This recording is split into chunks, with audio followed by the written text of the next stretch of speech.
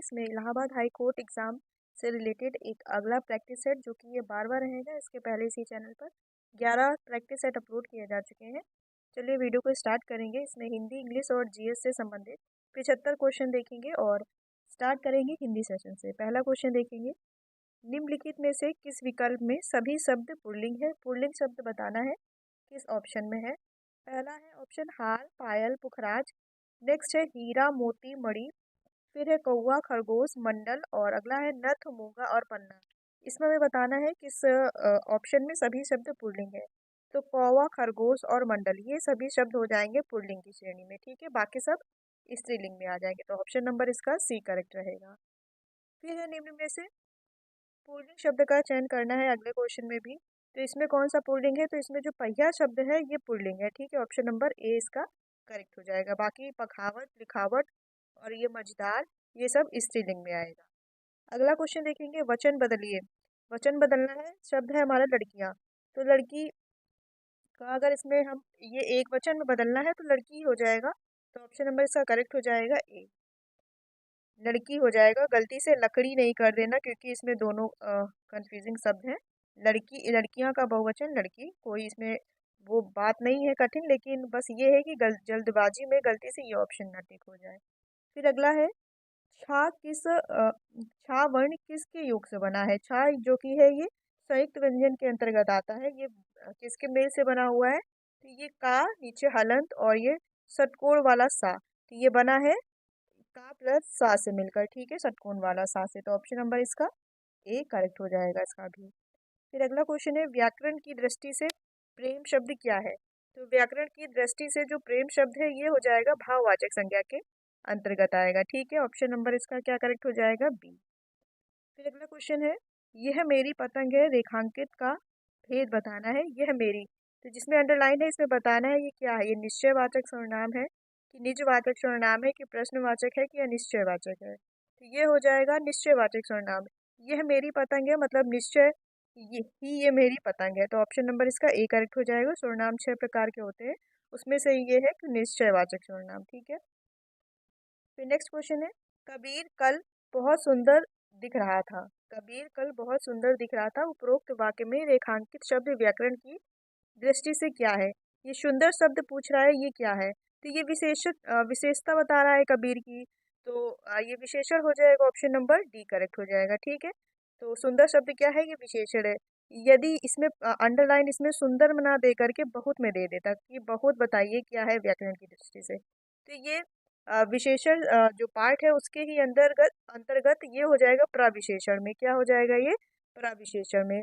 जो शब्द विशेषण की भी विशेषता बता दे वे हो जाते हैं प्रविशेषण, ठीक है। तो सुंदर की विशेषता बता रहा है बहुत, कैसा है मतलब बहुत सुंदर है, तो ये हो जाएगा प्रविशेषण। यदि इसमें अंडरलाइन कर दे कबीर में, कबीर क्या है? तो ये संज्ञा तो है ही, संज्ञा के साथ साथ ये विशेषण की दृष्टि से ये विशेष्य हो जाएगा। क्या हो जाएगा ये? इसको रखेंगे विशेष्य या इसको विशेष्य बोलेंगे, ठीक है। जो संज्ञा रूपी शब्द होते हैं जिसकी विशेषता बताई जाती है, ठीक है। तो ये एग्जाम में अक्सर पूछा जाता है विशेषण चैप्टर से। ये हो जाएगा हमारा विशेषण, बहुत हो जाएगा प्रविशेषण, और जो ये कबीर है ये हो जाएगा विशेष्य, ठीक है। इसका राइट आंसर था ऑप्शन नंबर डी। फिर नेक्स्ट देखेंगे, यह मकान मेरे भाई का है। तो इसमें क्या बताना है? ये रेखांकित पद है, तो यह क्या है? तो ये सर्वनामिक विशेषण है, लेकिन इस ऑप्शन के हिसाब से तो संकेतवाचक सर्वनाम विशेषण हो जाएगा, ठीक है। ऑप्शन नंबर इसका बी करेक्ट हो जाएगा। फिर नेक्स्ट है, विशेष शब्द है। तो विशेष भी बताया था, जो संज्ञा रूपी शब्द होते हैं वे विशेष हो जाते हैं। तो ललिता किसी का नाम है, किसी संज्ञा के स्थान पर प्रयोग होगा। तो ललिता हो जाएगा शब्द कौन सा? विशेष हो जाएगा, ठीक है। ऑप्शन नंबर इसका ए करेक्ट हो जाएगा। और बाकी सुंदर, लघु मतलब छोटा या छोटी, लंबा मतलब विशेषण, ये सब विशेषता रूपी शब्द हो गए। फिर अगला क्वेश्चन है, निम्न विकल्पों में से सकर्मक क्रिया का चयन करना है। इसमें से बताना है सकर्मक क्रिया कौन सी है। तो जो तड़पाना है ये हो जाएगी हमारी सकर्मक क्रिया, और सकर्मक क्रिया में क्रिया का जो फल होता है ये कर्म पर पड़ता है, ठीक है। ऑप्शन नंबर इसका डी करेक्ट हो जाएगा। फिर है, हथियाना चिकनाना किस प्रकार की क्रिया है? तो ये क्रिया हो जाएगी नाम धातु क्रिया। ये कैसी क्रिया है? तो राइट आंसर इसका हो जाएगा नाम धातु क्रिया। और जो क्रिया संज्ञा या विशेषण से बनती है उसे नाम धातु क्रिया कहते हैं। जैसे कि हाथ से हो बन जाएगा हथियाना, लात से लतियाना, इस प्रकार के शब्द नाम धातु क्रिया के अंतर्गत आते हैं। ठीक है, ऑप्शन नंबर इसका ए राइट हो जाएगा।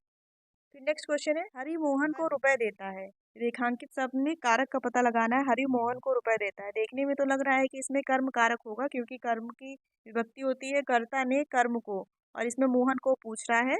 लेकिन इसमें कर्म कारक ना होकर इसमें संप्रदान कारक होगा। क्यों होगा? क्योंकि जब वाक्य में किसी को कुछ दिया जाए या किसी प्रकार के लिए कुछ किया जाए तो वहां पर क्या होता है? संप्रदान कारक होता है। तो इस हिसाब से यहाँ पर हो जाएगा, क्या हो जाएगा? हरि मोहन को रुपए देता है तो संप्रदान कारक हो जाएगा। इसी प्रकार अगर विकास ने तुषार को किताबें दी, वहां पे भी हो जाएगा। को का संप्रदान कारक के लिए तो यूज होता ही है, क्योंकि संप्रदान की विभक्ति होती है संप्रदान के लिए। तो इस प्रकार हरि मोहन को रुपए देता है, जहां पर किसी को कुछ दिया जाए या किसी के लिए कुछ किया जाए वहां पर हम संप्रदान कारक का उपयोग करेंगे। ठीक है, ऑप्शन नंबर सी करेक्ट हो जाएगा। अधिकांश बच्चे इसमें कर्म कारक का भी प्रयोग कर सकते हैं, तो हो सकता हो गलत हो जाए। फिर अगला गलती होगा। फिर अगला क्वेश्चन है, अम्बु किसका पर्यायवाची है? तो अम्बु इसमें से किसका पर्यायवाची हो जाएगा? तो जल का पर्यायवाची हो जाएगा। ठीक है, ऑप्शन नंबर सी करेक्ट हो जाएगा, जल का पर्यायवाची। और जल के पर्यायवाची में आब, उदक, बारी, सलील, तोय ये सब जल के पर्यायवाची हो जाएंगे। और फिर कमल के भी पर्यायवाची आते हैं एग्जाम में, जैसे पुडरीक, इसका काफी बार पूछा जाता है पुडरीक। ठीक है, पुडरीक भी पूछा जाता है काफी बार। और अब्ज भी होता है, इंदिवर भी होता है, इंदिवर। और उत्लव, कोकनद ये कमल के पूछे जाते हैं। समुद्र के तो जलाधि, नदी, सिंधु हो जाएगा और अम्बुद हो जाएगा। और बादल का भी काफी पूछा जाता है, अभ्र, अरोध्य, परांजय, जीमूत, धराधर ये सब बादल के हो जाएंगे। ठीक है, फिर अगला क्वेश्चन देखेंगे। इसमें एक पैसेज दिया गया है और 14 से 18 तक इसमें क्वेश्चन आंसरिंग करनी है। पैसेज को पॉज करके पूरा पैसेज रीड करेंगे, उसके बाद इसके क्वेश्चन देखेंगे। क्वेश्चन है, निम्नलिखित में से उपभोक्ता को उपर्युक्त सामग्री की सूचना किससे मिलती है? तो किससे मिलती है, इसका जब आप पैसेज पढ़ेंगे तो राइट आंसर निकल के आएगा समाचार पत्र से। ठीक है, ऑप्शन नंबर इसका ए करेक्ट हो जाएगा। फिर है, व्यवसायी अपने उत्पाद को बेचने के लिए अन्य तरीके अपनाते हैं क्योंकि वे उपभोक्ता संरक्षण अधिनियम की चिंता नहीं करते हैं। फिर अगला क्वेश्चन है, वर्तमान समय में किसका बड़ा महत्व है? तो वर्तमान समय में विज्ञापन का बड़ा महत्व है। ऑप्शन नंबर बी करेक्ट हो जाएगा, एडवर्टीजमेंट का। फिर है, निम्नलिखित में कौन सा शब्द युग्म असंगत है? तो पहले पढ़ेंगे, उपयुक्त का अनुपयुक्त हो जाएगा, सही है। जागरूक, सजग ये सेम सेम है। और फिर है उपयोगी, अनुपयोगी अपोजिट है। आवश्यक, अनावश्यक। तो असंगत ये हो जाएगा क्योंकि ये सभी है जो विलोम शब्द में दिए गए हैं, और ये सेम है मतलब पर्याय है। जागरूक का सजग, तो यही इसमें असंगत है। ठीक है, ऑप्शन नंबर बी करेक्ट हो जाएगा। फिर अगला क्वेश्चन है, विभिन्न विज्ञापनों के माध्यम से किसी वस्तु को खरीदने से पहले उसका विश्लेषण करता है, तो जागरूक उपभोक्ता ही ऐसा करता है। ऑप्शन नंबर इसका सी करेक्ट हो जाएगा। फिर देखेंगे अगला क्वेश्चन, अभी अभी जन्म लेने वाला। इसके लिए एक शब्द बताना है कि अभी अभी जब जन्म लेने वालों को क्या बोलते हैं? नवजात, है ना। नवजात शिशु के लिए यूज किया जाता है अभी अभी जन्म लेने वाला। ऑप्शन नंबर बी करेक्ट हो जाएगा। फिर है, अंधों में काना राजा लोकोक्ति का अर्थ है। लोकोक्ति का अर्थ बताना है, अंधों में काना राजा। तो इसका राइट आंसर हो जाएगा गुणहीनों के बीच एक गुणवान व्यक्ति। ठीक है, गुणहीनों के बीच एक गुणवान व्यक्ति हो जाएगा। अंधों में काना राजा बहुत ही प्रसिद्ध लोकोक्ति है। फिर अगला है, द्वंद्व समास है। द्वंद्व समास बताना है। द्वंद्व समास क्या होता है? जिसकी उसकी पहचान होती है, उसमें यदि हम समास विग्रह करते हैं तो उसमें और हमें मिल जाता है, जैसे कि नर और नारी, माता और पिता, भाई और बहन। ऑप्शन नंबर इसका क्या करेक्ट हो जाएगा? सी करेक्ट हो जाएगा।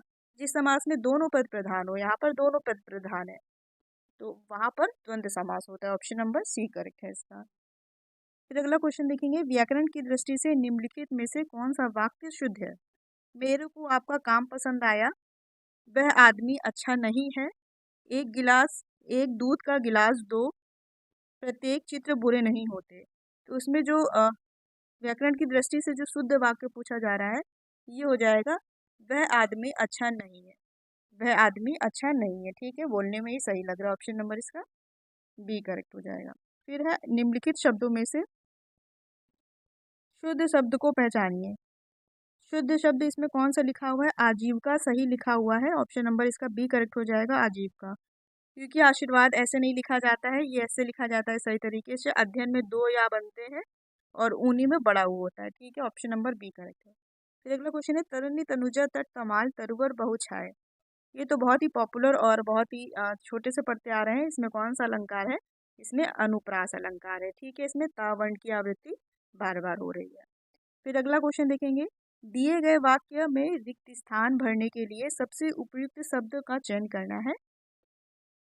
तो बरगद डैश हरा रहा था। तो इसमें दिया हुआ है बरगद झाए झाए हरा रहा था। ठीक है, ऑप्शन नंबर इसका ए करेक्ट दिया हुआ है, ऑप्शन नंबर ए। फिर अब इंग्लिश का पार्ट पढ़ेंगे। पहला क्वेश्चन देखेंगे, इसमें एरर है। एरर बताना है कि किस सेक्शन में दी गई है। The summer election were held at many a place without any untoward incident. मतलब ग्रीष्मकालीन चुनाव कई स्थानों पर बिना किसी अप्रिय घटना के संपन्न हुए। तो यहाँ पर बताना है कि इस पार्ट में कमी है। तो held at many a place की जगह हो जाएगा हेल्ड ऑन। ऑप्शन नंबर इसमें बी करेक्ट हो जाएगा, क्योंकि यहाँ पर हेल्ड एट की जगह क्या आ जाएगा? यहाँ पर आ जाएगा held on. Held on sorry, held on नहीं आएगा, हेल्ड इन आएगा। Held in many places the summer elections were, जो ग्रीष्मकालीन चुनाव थे कई स्थानों पर बिना किसी अप्रिय घटना के संपन्न हुए। हेल्ड इन मैनी प्लेस, काफी जगह पर। तो यहाँ पर क्या आ जाएगा? ऑन नहीं आएगा, सॉरी, यहाँ पर इन आ जाएगा। ठीक है, हेल्ड इन मैनी प्लेसेस, काफी जगह में। फिर अगला क्वेश्चन देखेंगे, फिल इन द ब्लैंक्स इसमें बताना है। तो I read some dash of properties, I read some descriptions of properties for sale on the internet before I call the agent. इसमें जो करेक्ट आएगा फिल, जो डिस्क्रिप्शन हो जाएगा, क्योंकि I read some description of properties, मैंने काफ़ी सारी डिस्क्रिप्शन मतलब कि उसकी व्याख्या पढ़ी प्रॉपर्टीज के बारे में। For sale on the internet before I call the agent, क्या हो जाएगा कि एजेंट को कॉल करने से पहले मैंने इंटरनेट पर बिक्री के लिए कुछ संपत्तियों का कह सकते हैं विवरण पढ़ा। डिस्क्रिप्शन है ना, तो डिस्क्रिप्शन इसका करेक्ट आ जाएगा। स्पेस मोनोलॉजीज, आर्गुमेंट होगा नहीं, और मोनोलॉजीज हो जाता है आत्म भाषण या स्वागत के लिए जो भाषण बोला जाता है। तो डिस्क्रिप्शन इसमें सही फील आएगा। अगला देखेंगे क्या बताना है, सिनोनिम्स बताना है पर्यायवाची। तो डिक्टेटर, डिक्टेटर हो जाता है तानाशाह, और टेरेंट का भी हो जाता है तानाशाह। दोनों ही सिमिलरिटीज हैं, दोनों ही पर्याय है एक दूसरे के। तो ऑप्शन नंबर इसका सी करेक्ट हो जाएगा। फिर अगले देखेंगे, चूज द बेस्ट एंटोनिम्स। इसमें अपोजिट बताना है। डिस्क्लोज, डिस्क्लोज हो जाए, क्लोज हो जाता है बंद करना, डिस्क्लोज हो जाएगा खोलना। तो इसका अपोजिट बताना है। इसमें डिस्टर्ब दिया गया है, डिस्गस, कंप्लीट और काउंसिल। काउंसिल, तो काउंसिल जो होता है ये होता है छिपाना। यदि इसमें अपोजिट पूछ रहा है डिस्क्लोज मतलब खोलना, तो छुपाना हो जाएगा कॉन्सील या कंसील। ऑप्शन नंबर इसका बी करेक्ट हो जाएगा। ठीक है, और डिस्टर्ब हो जाता है बाधित। ठीक है, डिस्गस, डिस्गाइज मतलब भद्दा कह सकते हैं। तो डिस्क्लोज का क्या हो जाएगा अपोजिट? Council, council. अगला देखें क्वेश्चन, एंटोनिम्स है, इसमें भी अपोजिट बताना है। Precious stones are expensive because they are not common. Precious है, प्रिकेशियस मतलब कि महंगी चीज, कीमती। प्रिकेशियस स्टोन्स आर एक्सपेंसिव, कीमती पत्थर महंगे हैं, because they are not common, क्योंकि वे कॉमन नहीं है। तो इसमें क्या बताना है? इसमें एंटोनिम्स बताना है जो अंडरलाइन है, मतलब कॉमन का अपोजिट पूछा है सीधे सीधे। तो कॉमन मतलब आम, रेयर मतलब दुर्लभ। तो इसका राइट आंसर हो जाएगा क्या? Option number D, rare. फिर नेक्स्ट क्वेश्चन देखेंगे, choose the word, choose the word which means the same as the group of one word बताना है इसमें। और पीरियड ऑफ 10 ईयर्स मतलब कि 10 वर्षों का समूह या समय को क्या कहते हैं? तो डिकेड कहते हैं। डिकेड मतलब दशक हो जाता है। ठीक है, और जो सेंचुरी होती है ये 100 वर्षों का समूह होता है। और फॉरनाइट, फॉरनाइट हो जाता है 2 सप्ताह का समय, 2 सप्ताह का समय को फोर्टनाइट बोलते हैं। और जो मिलेनियम है ये हो जाता है 1000 वर्षों का समय। इसका राइट आंसर हो जाएगा डिकेड, पीरियड ऑफ 10 ईयर्स, दशक। फिर बताना है identify the correctly spelled word, इसमें जो सही मीनिंग दी गई है उसको बताना है। तो इसमें राइट आंसर आपका हो जाएगा, जो सही मीनिंग दी गई है ये दी गई है एडवेंचरीज। ठीक है, जैसे एडवेंचर होता है ना, एडवेंचर जो जोखिम भरे कार्य किए जाते हैं, तो एडवेंचरीज को क्या बोलते हैं? साहसी व्यक्ति। ठीक है, तो ऑप्शन नंबर इसका डी करेक्ट हो जाएगा। और बाकी एडवर्टीजमेंट दी गई है, इसकी मीनिंग गलत है। एडवर्सरी की मीनिंग गलत है। और क्या दिया गया है? एडवांटेजेस, एडवांटेजेस दिया गया है, तो इसकी भी मीनिंग गलत है। इसकी राइट मीनिंग लिखी हुई है, आप देख लेंगे। फिर अगला क्वेश्चन देखेंगे, इसमें क्या बताना है? Identify the incorrectly spelled. इसमें बताना है कौन सी स्पेलिंग गलत लिखी हुई है। एक दो लाइन के सेंटेंस दिया हुआ है, पढ़ेंगे। After the serve bus accident, after the serve bus accident they try to identify the victim but the bodies were too mangled to be investigated. इसमें पता चल रहा है, क्योंकि जो एक रोड एक्सीडेंट के बारे में बात हो रही है, तो इसमें जो पढ़ने में जो आ रहा है, जैसे पता है कि मैगलेंड मतलब क्या होता है? छत विछत शव के लिए ये प्रयोग किया जाता है। तो इसमें जो स्पेलिंग दी गई है ये इसकी गलत दी गई है, क्योंकि जो इसकी राइट स्पेलिंग होती है ये हो जाती है MANGLED। ठीक है, मैंगलैंड। और इसमें क्या दी गई? MANGLED। और इसमें दी गई है MANLGD, उल्टी कर दी गई है। तो इसका इसका मतलब हो जाता है मैगलैंड का छत विछत सौ, इसके लिए यूज हुआ है। तो ऑप्शन नंबर इसका करेक्ट हो जाएगा, ऑप्शन नंबर इसमें ए। ठीक है, और जो सेंटेंस का मतलब दिया गया है, after the serve bus accident, एक बस का एक्सीडेंट होने के बाद they try to identify the victim, वे उसको, जो पीड़ित थे उनको आइडेंटिफाई सर्च कर रहे थे, but the bodies were too mangled to be investigated. लेकिन जो बॉडीज थी वो छत विछत होने के कारण इन्वेस्टिगेट नहीं हो पा रही थी। But the bodies were too mangled, छत विछत सौ के कारण वे इन्वेस्टिगेट कर रहे थे, या इस प्रकार से है रोड एक्सीडेंट के बारे में बताया गया है। फिर इसमें बस मीनिंग करेक्ट बतानी थी, जो कि एक्सीडेंट भी की भी सही है, इन्वेस्टिगेटेड की भी सही है, विक्टिम की भी सही है। फिर अगला क्वेश्चन देखेंगे, identify the underline part of the sentence which is not grammatical correct. इसमें बताना है जो अंडरलाइन है ये ग्रामेटिकल करेक्ट नहीं है, क्यों? पहले पढ़ेंगे सेंटेंस। थो वेरी यंग, यद्यपि वह बहुत छोटी है। She has a sense of flying high, फिर भी वह फ्लाइंग हाई, फिर भी वह ऊंचा उड़ने के लिए सोचती है। यद्यपि वह छोटी है, she has a sense of imagination, इसका हो जाएगा यद्यपि वह छोटी है फिर भी उसने उसमें कल्पना करने की शक्ति है, या वह कल्पना कर सकती है। तो इमेजिनेशन इसके लिए जो सही वर्ड यूज होगा ये हो जाएगा imagination. She has a sense of imagination, फिर भी उसे कल्पना करने की शक्ति है ना। फ्लाइंग हाई नहीं होगा यहाँ पे, क्योंकि लड़की कहाँ फ्लाइंग हाई उड़ने के लिए सोच रही है। फिर अगला क्वेश्चन देखेंगे, इसमें जंबल सेंटेंस है, इसको करेक्ट रीअरेंज करना है। देयर्स ABCD है दिए गए हैं। इसमें अगर वनडे है, अगर हम वनडे से स्टार्ट करें, क्योंकि अधिकतर सेंटेंस जैसे वनडे से स्टार्ट होते हैं, तो अगर हम डी से लेके चले, ये लास्ट वाला option, one day an old man come to the jungle, एक दिन एक बूढ़ा आदमी जंगल में आया। ठीक है, फिर अगर सी पर जाएंगे, he found the two children and the basket, उसे दो बच्चे और टोकरी मिली। He found the two children basket, ठीक है, बन रहा है। He took them away to his hut, वह उन्हें अपनी हट झोपड़ी में ले आया। फिर है there he brought them up as his own children, और वहाँ उसने अपने बच्चों की तरह उसे रखा। तो ये सही बन रहा है, तो इसका right answer option number D हो जाएगा। ये जंबल वर्ड जो दिया, जंबल सेंटेंस है, ये रीअरेंज हो जाएगा ऑप्शन नंबर डी के साथ। फिर अगला देखेंगे, इसमें पैसेज दिया गया है, इसको पॉज करके देख लेंगे, रीड कर लेंगे। फिर इसमें जो फिलअप दिया गया है 1 2 3 करके, इस तरह इसमें 5 फिल करना है, 5 क्वेश्चन इस प्रकार फिल करना है।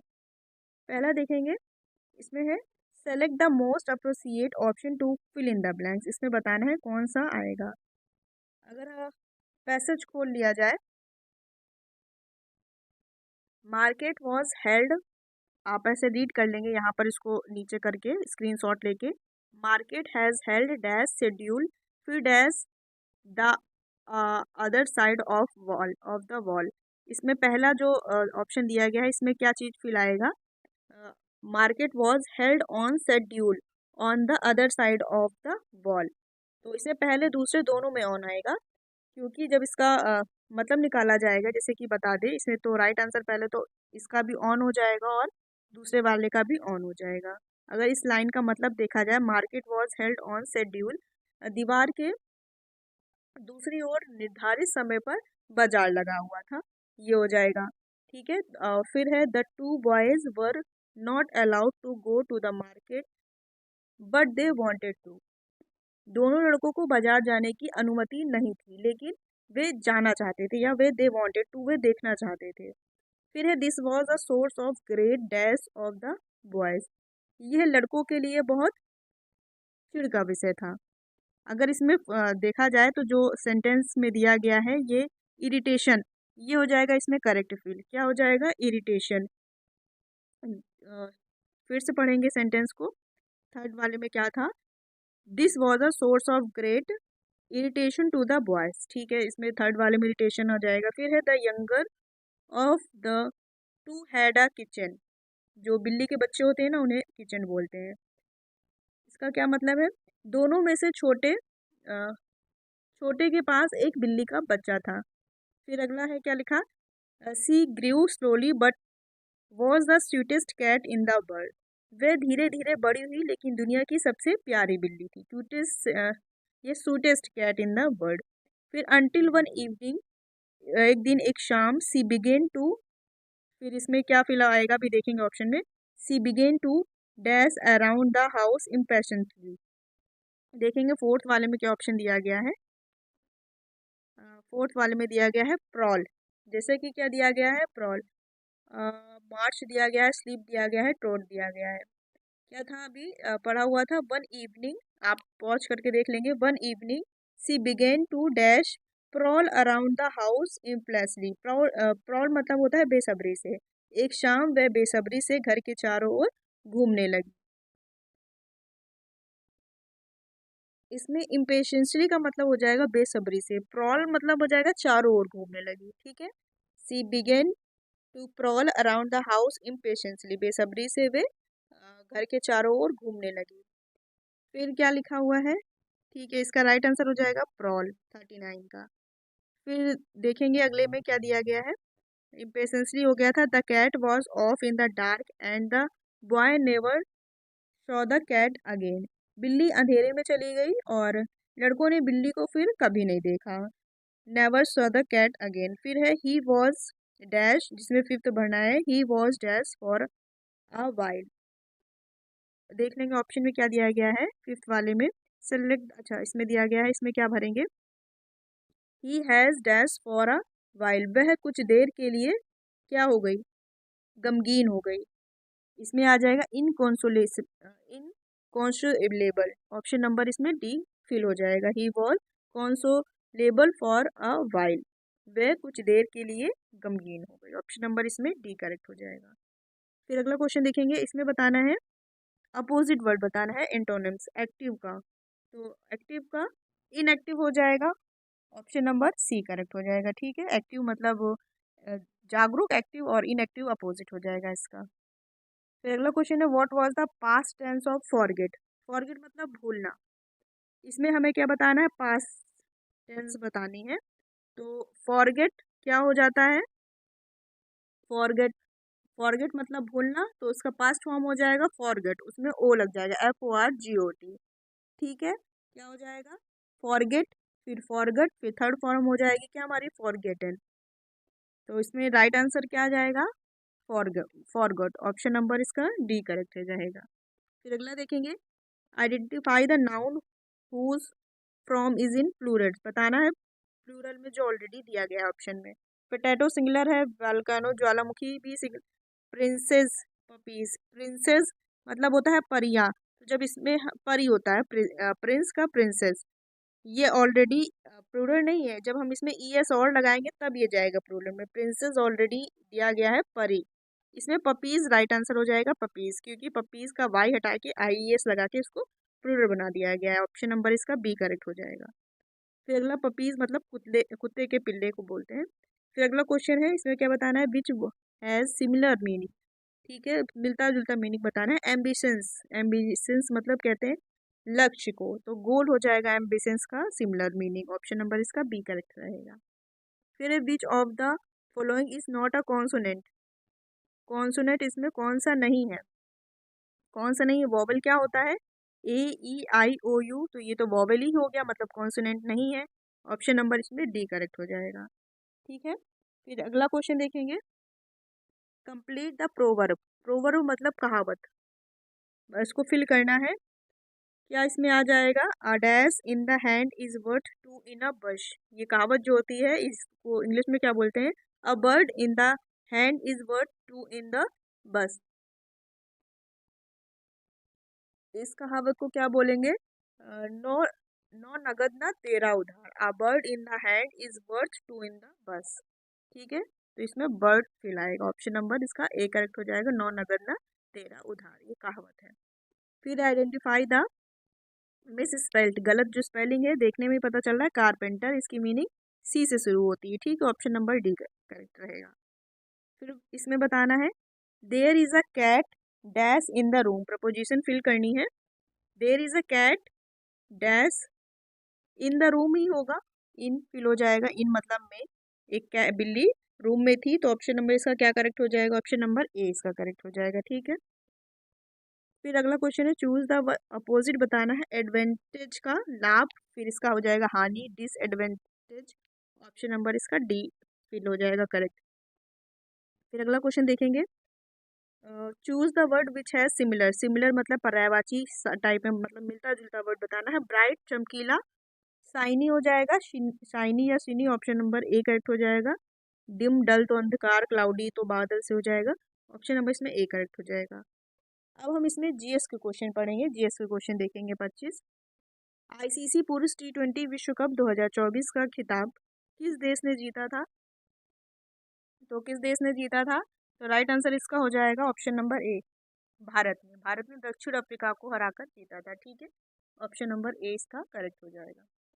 फिर अगला क्वेश्चन देखेंगे, जिला न्यायपालिका का राष्ट्रीय सम्मेलन 2024 ये कहाँ पर आयोजित किया गया था, तो ये उच्चतम न्यायालय द्वारा ये जिला न्यायपालिका का राष्ट्रीय सम्मेलन आयोजन किया गया था नई दिल्ली में। ऑप्शन नंबर इसका बी करेक्ट हो जाएगा।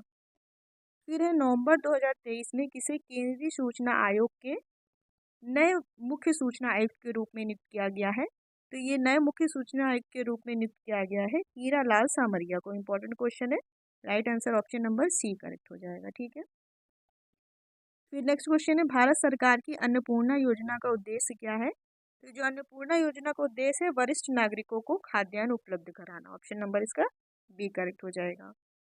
फिर नेक्स्ट है, बुद्ध ने डैश में एक पीपल के पेड़ के नीचे कई दिनों तक तपस्या की जहां उन्हें ज्ञान प्राप्त हुआ, तो कहाँ पर, बौद्ध गया में। ऑप्शन नंबर इसका सी करेक्ट हो जाएगा, बुद्ध ने बौद्ध गया में एक पीपल के पेड़ के नीचे कई दिनों तक तपस्या की जहां उन्हें ज्ञान की प्राप्ति हुई। ठीक है, ऑप्शन नंबर इसका क्या राइट हो जाएगा, ऑप्शन नंबर सी, सी राइट हो जाएगा, और जब ज्ञान प्राप्ति के बाद ही ये बौद्ध कहलाए। फिर अगला क्वेश्चन है, निम्नलिखित में से किस मुगल बादशाह ने आगरा में शीश महल का निर्माण करवाया था, तो आगरा में शीश महल का निर्माण करवाया गया था मुगल बादशाह शाहजहां द्वारा। ऑप्शन नंबर इसका डी करेक्ट हो जाएगा। और मोती मस्जिद, शीश महल, दीवाने आम, दीवाने खास और नगीना मस्जिद, इन सभी इमारतों का निर्माण कराया गया था शाहजहां द्वारा, और कहाँ पर, आगरा के लाल किले में। फिर अगला क्वेश्चन देखेंगे, विवेकानंद ने विश्व धर्म संसद में कहाँ भाग लिया था, तो ये भाग लिया था शिकागो में, स्वामी विवेकानंद द्वारा, कब, 1893 ईस्वी में। ठीक है, ऑप्शन नंबर इसका डी करेक्ट हो जाएगा, शिकागो। फिर नेक्स्ट है, भारत के संविधान के किस अनुच्छेद के तहत प्रधानमंत्री मंत्रिपरिषद का प्रमुख होता है, तो अनुच्छेद 74 में बताया गया है, अनुच्छेद 74 में बताया गया है कि राष्ट्रपति को सहायता और सलाह देने के लिए एक मंत्री परिषद होगा, और जिसका प्रधान कौन होगा, जिसका प्रधान प्रधानमंत्री होगा। ऑप्शन नंबर सी 74, अनुच्छेद 74 में बताया गया। अनुच्छेद 60 में क्या है, राष्ट्रपति की शपथ से संबंधित है। अनुच्छेद 52 राष्ट्रपति का पद से संबंधित है। अनुच्छेद 377 भारत का जो नियंत्रक महालेखा परीक्षक होता है उसके संबंध में कुछ उपबंध दिए गए उसके बारे में। और जो कैग जो नियंत्रक महालेखक का पद है वो 148 के अंतर्गत बताया गया है। ठीक है, फिर नेक्स्ट क्वेश्चन है, कानून का शासन की अवधारणा का प्रतिपादन किसने किया? तो ये किया A.D. डाइसी ने। ऑप्शन नंबर इसका डी करेक्ट है। नेक्स्ट क्वेश्चन है, संसदीय समिति के संबंध में निम्नलिखित में से कौन सा कथन सत्य है? सत्य बताना है कौन सा कथन हमारा सही है। तो पढ़ेंगे पहले ABCD। एक मंत्री लोक लेखा समिति का सदस्य नहीं हो सकता। एक मंत्री लोक लेखा समिति का सदस्य नहीं हो सकता, ये बिल्कुल करेक्ट बात कही गई है। लोक लेखा जो समिति होती है इसमें संसद के दोनों सदनों के 22 सदस्य होते हैं, जिसमें से लोकसभा के 15 होते हैं और राज्यसभा के 7 होते हैं, कुल 22 होते हैं। तो एक मंत्री लोक लेखा समिति का सदस्य नहीं हो सकता, ये बात सही दी की गई है। फिर अगला है, प्राक्कलन समिति के सदस्यों को लोकसभा के अध्यक्ष द्वारा नामित किया जाता है। प्राक्कलन समिति के अध्यक्ष प्राक्कलन समिति के सदस्यों को लोकसभा के अध्यक्ष द्वारा नामित किया जाता है, गलत है ये। एक मंत्री प्राक्कलन समिति का सदस्य हो सकता है यदि उसे अध्यक्ष द्वारा मनोनीत किया जाए।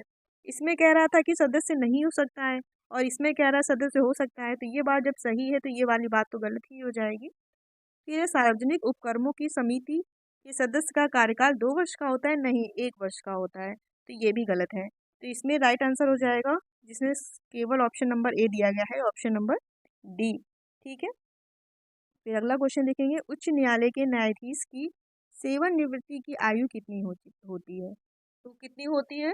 तो हो जाएगा इसमें right answer option number B, 62 वर्ष होती है। ठीक है, उच्च न्यायालय के न्यायाधीश की जो सेवानिवृत्ति की आयु होती है 62 वर्ष होती है। और जो उच्च न्यायालय बताइएगा ये किस अनुच्छेद में, तो बता दे रहे हैं, उच्च न्यायालय किस संविधान के अनुच्छेद में दिया गया है? 124 में उच्च न्यायालय दिया गया है। ठीक है, फिर अगला क्वेश्चन है, हिमालय की अधिकांश नदियाँ किस प्रकार की हैं? तो अधिकांश नदियाँ 12मासी हैं, ऑप्शन नंबर ए इसका राइट है। फिर है, निम्नलिखित में से किस प्रकार के बायोम का उष्णकटिबंधीय सवाना नामक उप प्रकार है? तो इसका राइट आंसर हो जाएगा ऑप्शन नंबर ए, ये घास स्थल है जो सवाना अफ्रीका के जंगलों को बोलते हैं। क्या है ये? एक प्रकार का घास स्थल है, ऑप्शन नंबर इसका ए करेक्ट हो जाएगा। फिर अगला क्वेश्चन देखेंगे, हरित क्रांति के संबंध में निम्न में से कौन सा कथन सही नहीं है? तो इसमें पहले पढ़ेंगे तब बता पाएंगे कौन सा कथन सही नहीं है। यह केवल उन क्षेत्रों में शुरू किया गया था जहां सिंचाई का आश्वासन दिया गया था, सही है। फिर है, यह मुख्य रूप से गेहूं और चावल उगाने के क्षेत्रों पर लक्षित था, ये भी ठीक है। ये कृषि आधुनिकीकरण के लिए एक निजी क्षेत्र का कार्यक्रम था, ये गलत है, यही वाला गलत है। मतलब इसे बताना कौन सा सही नहीं है, तो यही सी ऑप्शन ही सही हो जाएगा जो कि सही नहीं दिया गया है।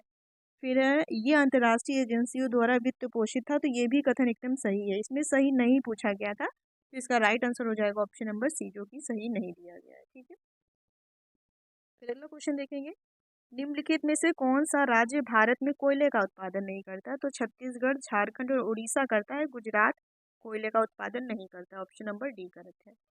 निम्नलिखित में से कौन सा सौरमंडल का सबसे बड़ा ग्रह है? सबसे ठंडा ग्रह है, सॉरी बड़ा नहीं, बड़ा होगा तो बृहस्पति हो जाएगा जो कि ऑप्शन में नहीं दिया है।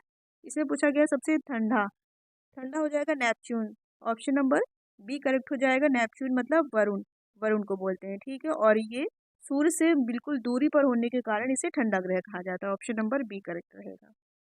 फिर है, यूजर इंटरफेस डैश का वह भाग होता है जो यूजर को जानकारी प्रविष्ट करने और प्राप्त करने की सुविधा देता है। तो यूजर इंटरफेस जो है ये ऑपरेटिंग सिस्टम का एक भाग होता है जो यूजर को जानकारी प्रविष्ट करने और प्राप्त करने की सुविधा देता है, क्या हो जाएगा? Operating system, option number B correct हो जाएगा।